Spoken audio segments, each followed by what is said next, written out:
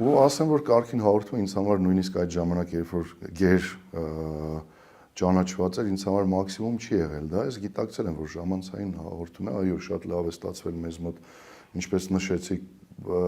եւ կերպարային առումով, եւ հումորի առումով, հորինելու առումով, եւ երաժշտական այդ ձևավորման առումով, բայց ինձ մոտ էսպես է, արեցիր, լավ բան, հա, ստացվեց, ճանաչվեց, շարունակում ենք քայլել առաջ։ Չենք մնում այդ ամենի մեջ, որովհետև ես միշտ այդպես ինքս ինձ ավտոմատ, այդպես ասեմ, ինչ որ հատուկ չէ, ես հասկացել եմ պետք է առաջ գնալ, պետք է ավելի նոր ինչ որ բաներ ուսումնասիրել, նոր ոճեր, նոր թեմաներ։ Ու այդ հսկայական այդ ծավալը նկարահանելուց հետո հասկացանք, որ պարզապես վերջացան այդ անեկդոտները, որոնք կարելի է նկարահանել, այսինքն մնացել էին,